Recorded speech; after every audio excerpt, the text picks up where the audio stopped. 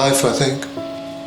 But I have a real trauma in the last 12 months, just over 12 months ago. And when my son died, he was Jake, and he was 24.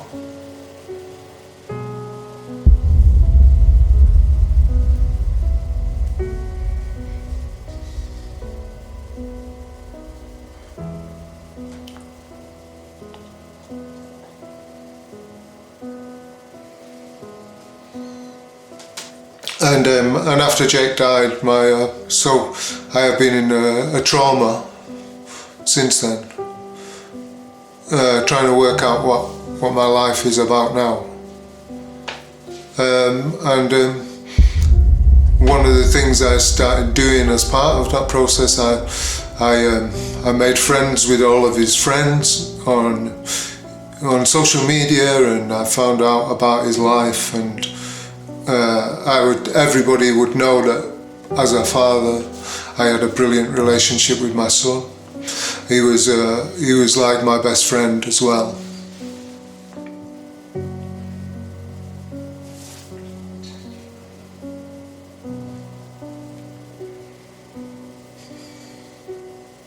Who am I? I am a father.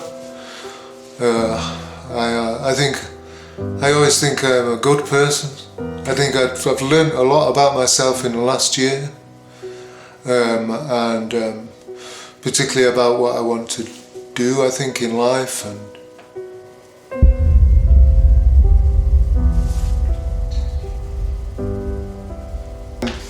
so I started to look at his social media, and I wanted to see all those moments in his life. And through these various postings and likes on Instagram, Facebook, I came across a picture on Instagram. He was following several tattoo artists, and one of them was Angelo here at Silent. And it was a very simple design, I think a spiral sort of black design, and Jake had liked it. And through that I sort of did a bit more research, looked at more of Angelo's things, and probably around October, November last year, I think I emailed Angelo to talk about doing a piece. And then my head was in a really bad place at that time. I didn't really know what was going on. And so when Angelo got back to me, I said, I don't think I'm ready for this. I don't feel well. And he got back to me. He was really, really understanding. And I was quite taken aback. And I thought, this is a good man.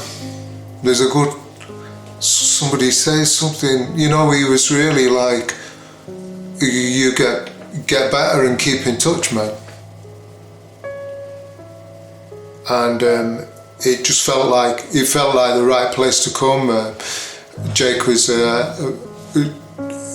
just learning to travel and to be adventurous, and he had, and even for his first tattoo, he'd not told anybody, and just got a coach and travelled 200 miles to Newcastle from Manchester, and then come back and said, look what I've done. And so I know that this would be something that he would have looked at and done. And if I could, I know that when his friends see this place, they will be over, they will say this is the sort of place they would come. And this is the sort of place Jake would have come. I saw the pieces that Angelo and Basti were doing together, particularly where it wasn't more of a ritual thing, that this is a sort of part of a healing process for me. I'm on a very long road, toward, going towards a new path, maybe. I don't know what the future holds anymore, but I don't feel scared. The worst possible thing has happened to me. Nothing can be as bad. My best friend, my son, he died. So sometimes it feels like, I say this sometimes it feels like I have a superpower but it's hard to, sometimes it's hard to break free from the old person as well. So sometimes you get reminded of that. But in terms of the tattoo, that is a step in that process. The physical pain is something that's more easy to manage because I know why I'm doing this. I know what brought me here. One of the things I was thinking while we were doing the tattoo yesterday was, and over the previous sessions, was how if I start thinking about the end, that's where I need to wait. I need to wait for the emotion, so the pain the physical pain is very little in terms of how much my emotional pain is. Nothing can hurt me that much. And in terms of having two artists doing it at once, it's very, sometimes the pain from one takes away the pain from the other, so it's not like it's double pain. And when it was over, I think it was very emotional for me. I think I haven't cried that much. Not in the last year.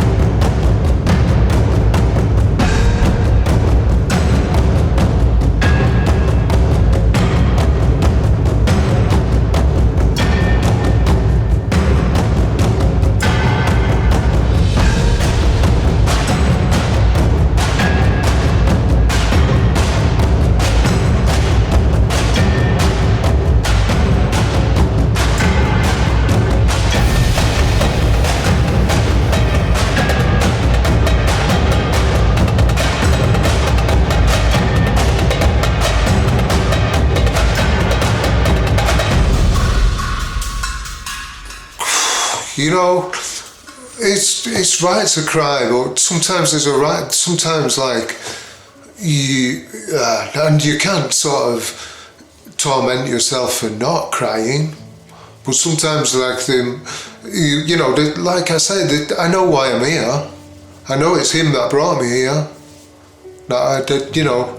And so when I think about that after 3 days of intense, tattooing and an amazing process, that's all that emotional comes in at once. And before it happened, I had thought about it. I had thought, what will happen to me if he is not here? I had thought, what will I do? Will my life fall apart? Well, you imagine the worst thing you can happen. Well, the life wouldn't be worth living anymore. But I owe it to him, and I think, and when he died, we had an amazing celebration of his life in a beautiful place, a beautiful building, and with a lot of friends, a lot of his friends, and they are all young people who struggle, because life is hard, I think, for people. And I've not been able to see any sort of I know that if I started feeling sad all the time, I would think. I need to remember all the good things, and his friends are such amazing people and creative people, and so I see like something like this, and I can see the connections, where those things can lead. I can see where you were once young, and you have if you have developed an amazing life and have an amazing place to share with people, and that is possible for any of them as well.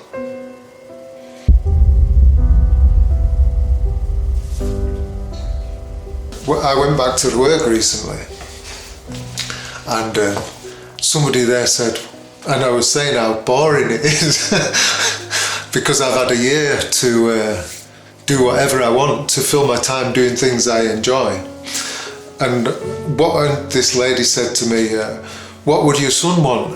And I laughed and said, I don't think he'd want me to be here 40 hours a week doing this thing. Because he had just started to travel when he was 23.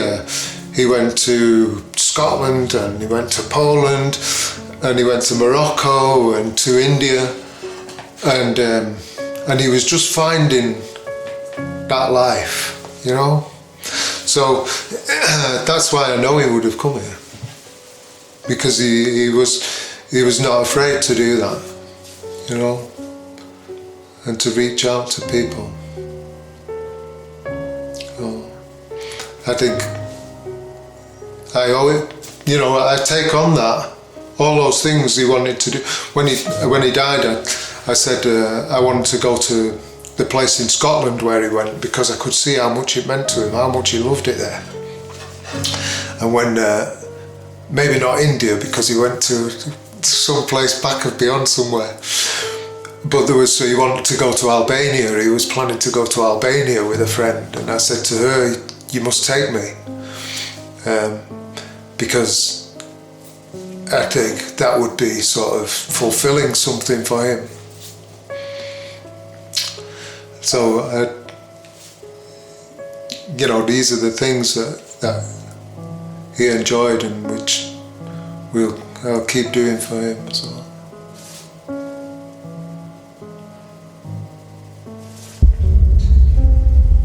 I used to worry about the future a lot,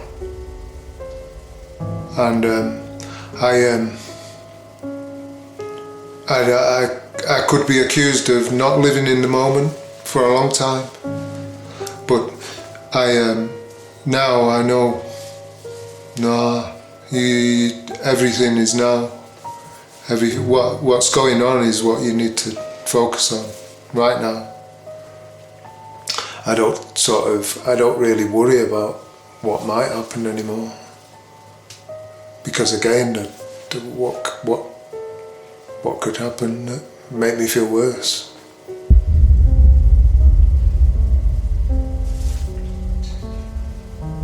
And when I get here, and the first thing, one of the other customers came and said hello, and then I think Dosh got here and came and said hi, and everything here, from the customers to everybody I've met here has just been really amazing. It's not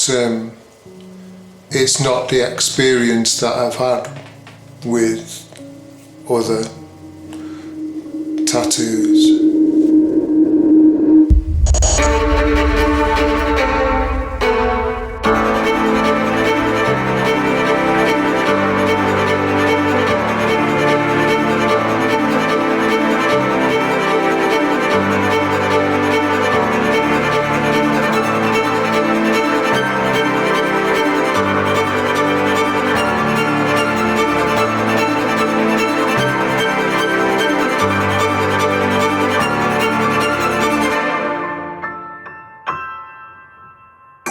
When you share a story like mine with people who don't know, it's a very interesting process to watch the reaction. People people don't necessarily know what to say, and I don't think, well, you shouldn't know what to say, but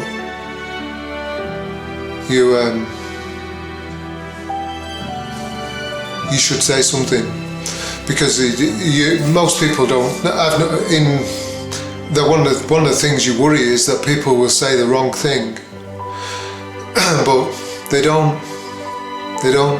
Nobody says the wrong thing. Nobody says it's something heartless. Somebody might not feel like they're saying the right thing, but they do. Until yesterday, I've told a few people that I came here. Maybe less than 10. Less than 10 people know I'm here. And I sort of decided, even the people who know I've come here, I may not show them. I may not show them it yet. I'm not going to start taking my top off in public. It's different when you have sleeves and you can go like this, but I'm not going to start pulling up my top. So I'd sort of come round to thinking maybe I won't, but there'll be a handful of people who see this. So the meaning is always within, it's all within me, and it's on my back. I'm not going to see it all the time. Is a reminder of the process that I've gone through to get here, and having it done. With social media, there's people who can make a lot of money from tattooing and become famous in some way in their own mind, and coming here, it's not about that. It's about, they felt like intensely personal experience, not just for me to be able to feel comfortable with people, but in the artistic process, when I watched Basti and Angelo working together and bouncing ideas off each other, and then when you come in also and say what you think would be a good idea, and the atmosphere in the shop is really nice. So it feels like a really sort of beautiful place to be. It's like my modern temple. And completely without any kind of spirituality or religion. It's the sort of things that really don't matter, because there is good. Undoubtedly, there may be good in those sort of things, but to pick the best bits and put them into a place that doesn't force that is amazing. I was a social worker. I worked with young people, with teenagers, but for 23 years, very risky, high-risk young people. And one of the things I used to say was sometimes they have to be at rock bottom before they realise I need to find, that is not what I want. And another thing that I always said is, you find out what you want to do probably by doing things that you don't want to do. So you try things, you do things, and then you think, no way am I doing that again. That was not for me. So exactly what you say there about bad experiences, they don't have to be complete. You have to use that to make change, to make good change. Very important. That's a nice thing to say, Mark, because that is a nice way to put it, in terms of not forgetting, but in terms of learning a lesson and making it a positive experience. I'm John, and that was my story.